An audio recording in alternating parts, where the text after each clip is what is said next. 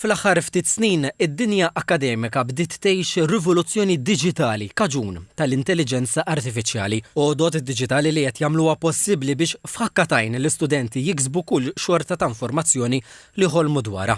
Iżda mhux biss, permezz tagħha jiftħu moħħhom għal aktar idejat u ispirazzjoni l-aktar matul dawn iż-żminijiet meta l-eżamijiet ta' nofs is-sena jinsabu wara l-kantuniera. TVM News tkellem ma' numru ta' studenti universitarji li l-koll taw il-fema tagħhom dwar din il-għodda u mingħajr tlaqliq qalu li jużawha għax iżżid l-effiċenza tax-xogħol li jagħmlu. ChatGPT u Gemini jgħinuna ħafna biex nagħmel coding u hekk u anke biex nagħmel il-documentation għall-assignments. Iva, imma mhux li niddependi fuqha. Biex tgħinek u anke forsi meta tikteb ċerta affarijiet biex forsi tiċċekkjahomlok u tagħti xi punti żejda biex iżżidhomlok u tintegrahomlok sura.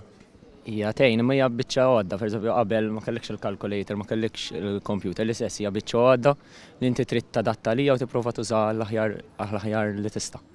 Tal-istess fehma l-letturi minn dawk li TVM News intervista, il-koll kienu fi qbil li dawn il-għodot jekk jintużaw tajjeb u b'etika bħala assistenti u mhux ħaddiema jistgħu jgħinu fil-kitba u fil-kreattività fost oħrajn.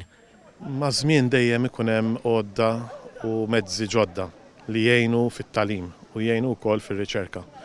Jiġifieri nemmen illi iktar minn żmien dejjem ikun hemm aktar mezzi kif insolvu l-problemi li jkollna. Aħna hekk ħafna drabi xogħolna nidentifikaw il-problemi u nsolvuhom, u nsibu l-aħjar mod kif insolvuhom.